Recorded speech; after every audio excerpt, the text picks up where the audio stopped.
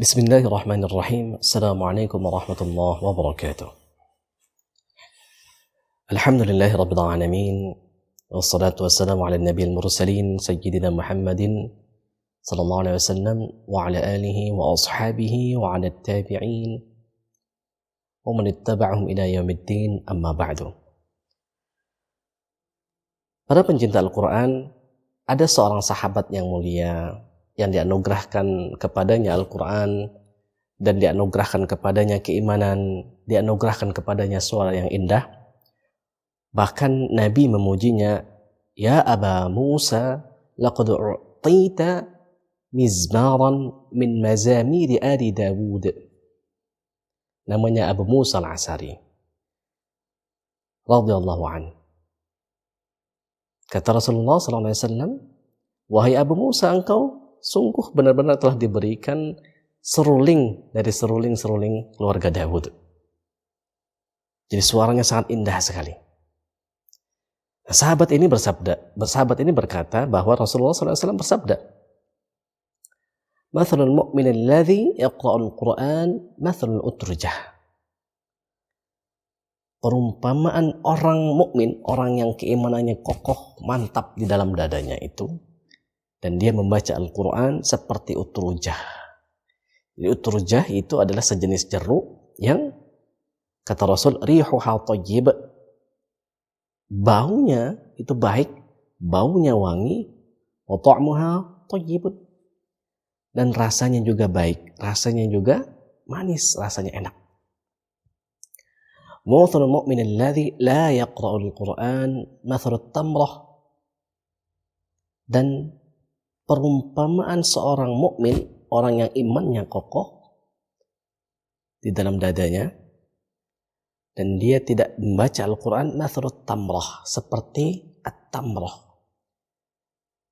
kurma kering, kurma la riha laha, tidak ada baunya, wa ta'muha hulwun, sedangkan rasanya itu manis.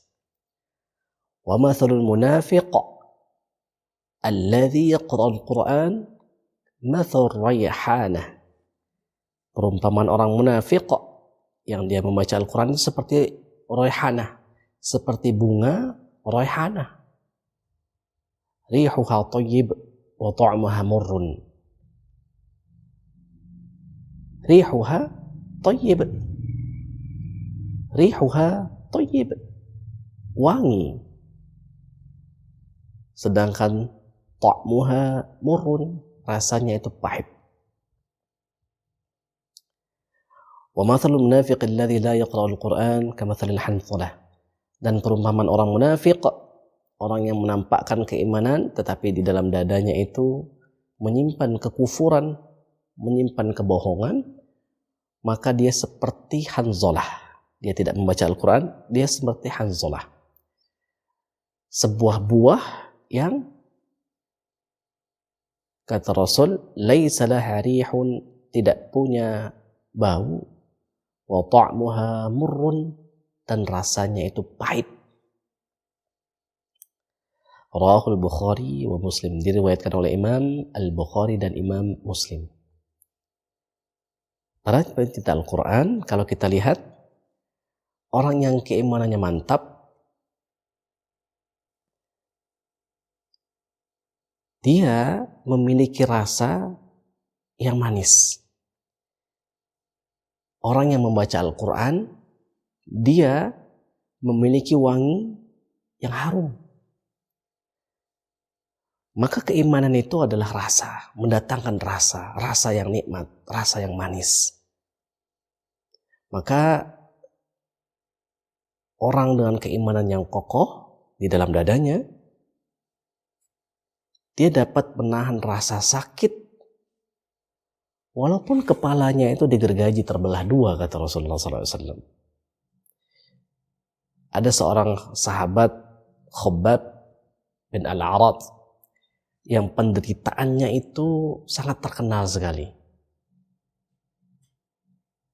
Punggungnya itu penuh dengan luka-luka. Bahkan dia disiksa, dia dibakar, dan apinya itu, baranya itu mati karena darahnya, tetesan darahnya, karena lemak-lemak dari tubuh Khabbab bin Arat. Beliau pernah mendatangi Rasulullah SAW lalu kemudian mengatakan kepada Rasul, "Ya Rasul, tolong doakan kami. Kami sangat menderita." Tetapi kekasih kita Rasulullah SAW dan juga kekasihnya Khabbab bin Al-Arat tentunya mengatakan, dulu orang sebelum kalian itu digali, mereka dikubur hidup-hidup, diletakkan di atas kepalanya itu gergaji sampai kepalanya terbelah dua. Tidak sedikit pun keimanannya berubah pada Allah Subhanahu wa taala. Artinya apa?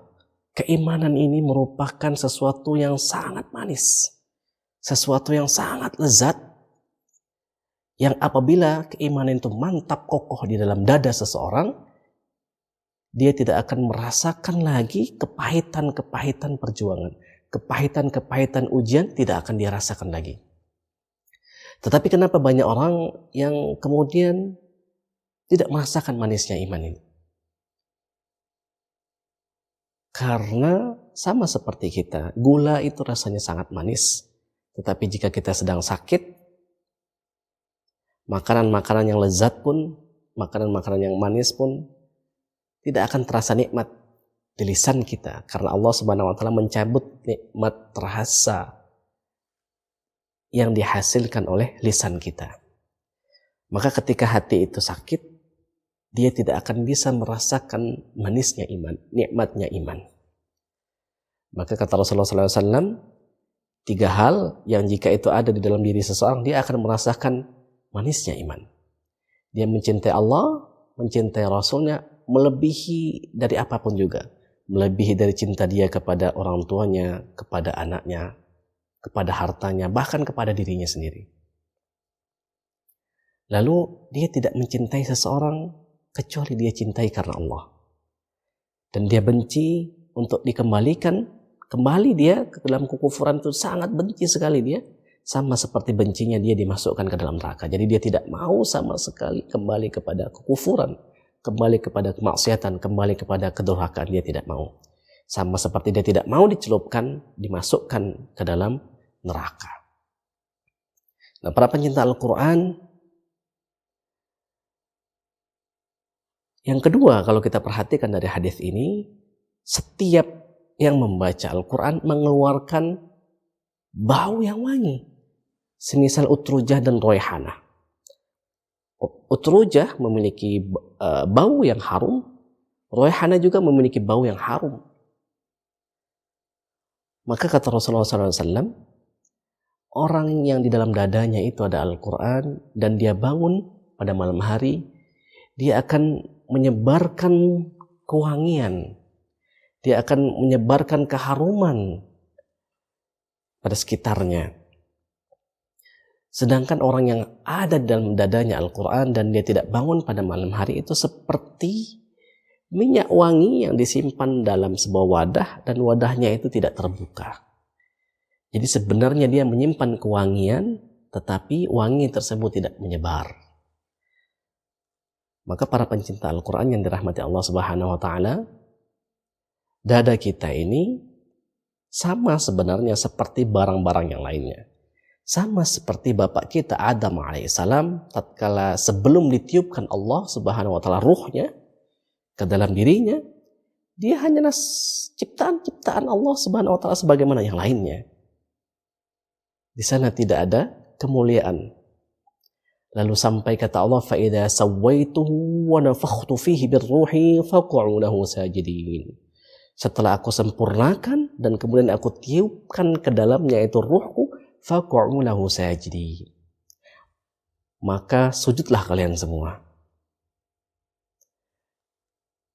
Jadi tubuh Nabi Adam diciptakan oleh Allah Subhanahu wa taala dari tanah dan kemudian dibiarkan oleh Allah Subhanahu wa taala sekian lama, tidak ada kemuliaannya, lalu ditiupkan ruh Allah Subhanahu wa taala di dalam tubuh tersebut, menjadi mulia dia. Diajarkan oleh Allah Subhanahu wa taala al-asma'a kullaha, nama-nama segala sesuatu, maka menjadi semakin mulia dia. dan kemudian malaikat diperintahkan untuk sujud kepadanya. Maka dada kita ini juga hendaknya kita isi dengan keimanan. Kita isi dengan Al-Quran. Maka dengan begitu mudah-mudahan Allah Subhanahu wa Ta'ala menjadikan dada kita ini yang awalnya itu tidak ada apa-apanya menjadi sesuatu yang termasuk di antara golongan yang mulia. Amin ya Allah ya Rabbal Alamin. Ja'alana Allah minal ladzina yastami'una al-qawla fayattabi'una ahsanah wa ja'alana Allah min ulil albab alladzina yadhkuruna Allah qiyaman wa qu'udan wa 'ala junubihim wa yatafakkaruna fi khalqis samawati wal ard. Rabbana ma khalaqta hadha batila subhanaka faqina 'adzaban nar.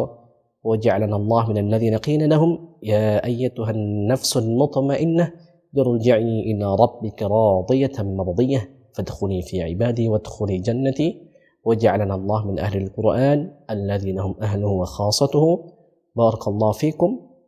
أقول قولي هذا وأستغفر الله لي ولكم. والسلام عليكم ورحمة الله وبركاته.